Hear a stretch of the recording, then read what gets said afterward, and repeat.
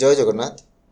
ଆଜିକା ଡେଟ୍ରେ ହାଲ୍ଲାଗୁଲା ଚାଲିଛି, ଭାରତୀୟ ଟଙ୍କା ତ ମୂଲ୍ୟ ବହୁତ ଖସିଗଲା। ମାନେ ଆଗରୁ ଗୋଟେ ଡଲାର ପିଛା 80 ଟଙ୍କା ଥର ଆମର ଚାଲୁଥିଲା, 80 ଟଙ୍କା ମିଳୁଥିଲା। ଏବେ ଗୋଟିଏ ଡଲାର ବଦଳରେ ଆମର 90 ଟଙ୍କା ମିଳୁଛି। ତ ଏ ହିସାବରେ ହାଲ୍ଲାଗୁଲା ଚାଲିଛି, ବିପକ୍ଷ ବି ବହୁତ ଜୋରରେ ପାର୍ଟି କରୁଛି।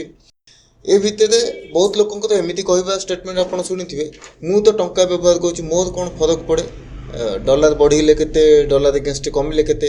ଏମିତିଆ କଥା ଖାଲି ସାଧାରଣ ଲୋକ କହୁନାହାନ୍ତି, କିଛିଟା ରାଜନେତା ବି କହୁଛନ୍ତି। ତ ଯେଉଁ କଥାରେ ଅଛି, ଯେଉଁ ବିଷୟରେ ଜ୍ଞାନ ନାହିଁ ସେ ବିଷୟରେ ବେଶୀ କହିବାଟା ଠିକ୍ ନୁହେଁ। ଆମକୁ ନିଜକୁ ହାସ୍ୟାସ୍ପଦ କରିବା କଥା ଏଗୁଡ଼ା।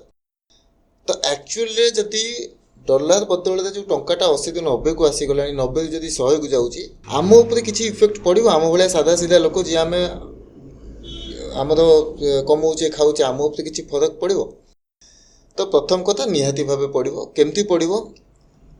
ଆମର ଏବେ ଯେଉଁ ଅବସ୍ଥା ଅଛି, ଆମ ଯେଉଁ ଦରଦାମର ଅବସ୍ଥା ଅଛି, ଅଲରେଡ଼ି ରେଟ୍ ଏତେ ବଢ଼ିକି ଅଛି ସବୁ ଜିନିଷର। ଆମେ ମାନୁ ନ ମାନୁ, କଷ୍ଟ ତ ହେଉଛି ସମସ୍ତଙ୍କୁ, ଜାଣିଛେ। ସିଏ ଆହୁରି ବଢ଼ିଯିବ, ମହଙ୍ଗାଇଟା ଆହୁରି ବଢ଼ିଯିବ। କାହିଁକି ଏମିତି ହେଉଛି? ଲଜିକାଲି ବୁଝିବା, କିଛି ମାନେ ଜ୍ଞାନ ନୁହଁ, ଲଜିକାଲି। ଯେ ଆମ ଦେଶ ହେଲା ଇମ୍ପୋର୍ଟ କରିବା ଦେଶ। ଆମ ଦେଶରେ ଅଧିକାଂଶ ପ୍ରଡ଼କ୍ଟ ଇଣ୍ଡିଆ ଇମ୍ପୋର୍ଟ କରେ ବାହାରୁ।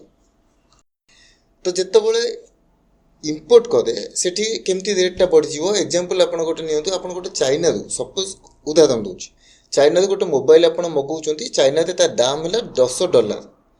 ତ ଯେତେବେଳେ ଡଲାର ଏଗେନ୍ଷ୍ଟ ଭାରତର ଟଙ୍କା 80 ଥିଲା, ତ ଆପଣଙ୍କୁ କେତେ ଟଙ୍କା ଦେବାକୁ ପଡ଼ୁଥିଲା? 800 ଟଙ୍କା ଦେଲେ ଆପଣ $10 ପ୍ରଡ଼କ୍ଟ ଆଣୁଥିଲେ। ଏବେ କ'ଣ କରିବେ? 90 ହେଇଗଲାରୁ 900 ଟଙ୍କା ଦେଲେ ଆପଣ ସେଇ $10 ପ୍ରଡ଼କ୍ଟଟା ପାଇବେ।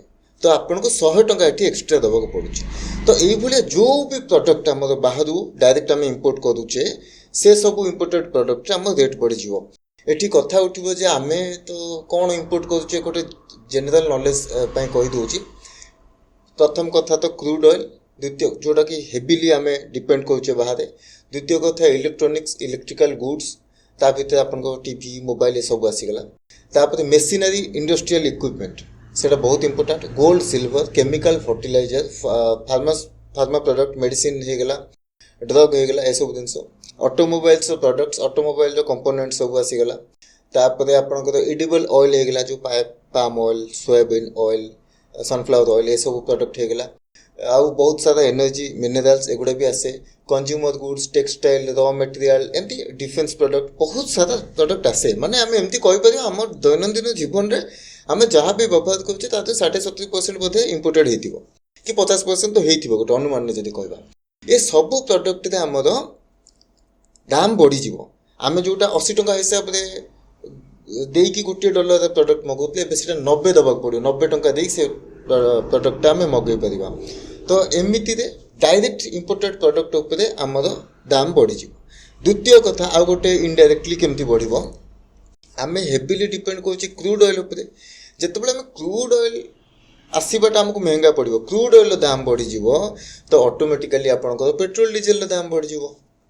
ପେଟ୍ରୋଲ ଡିଜେଲର ଦାମ୍ ଯେତେବେଳେ ବଢ଼ିବ, ଅଲ୍ଟିମେଟଲି ଟ୍ରାନ୍ସପୋର୍ଟର ଦାମ୍ ବଢ଼ିବ, ସବୁ ଜିନିଷର ଦାମ୍ ବଢ଼ିଯିବ।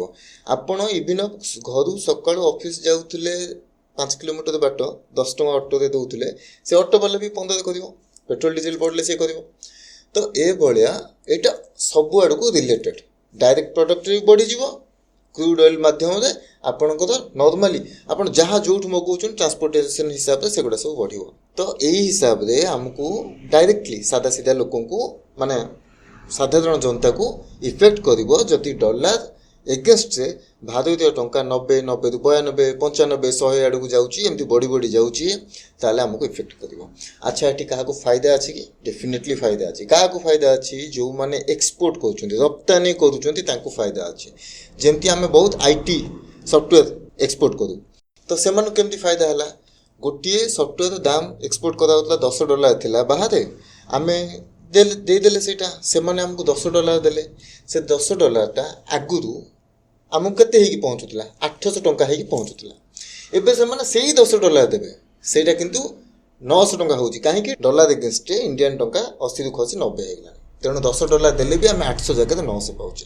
କିନ୍ତୁ ଏଠି ଇମ୍ପୋର୍ଟାଣ୍ଟ କଥା ହେଲା, ଆମେ ଯେଉଁ ସାଧାରଣ ଜନତା, ଆମେ ଡାଇରେକ୍ଟ ଏକ୍ସପୋର୍ଟରେ ଏତେ ଅଧିକ ନୁହେଁ, ପ୍ରଥମ କଥା। ଦ୍ୱିତୀୟ କଥା, ଇଣ୍ଡିଆ ବି ଏକ୍ସପୋର୍ଟ ଏତେ ଉପର ଲେଭେଲର ନୁହେଁ କି ଆମକୁ ଏଇଟା ବେନିଫିଟ୍ ହେବ।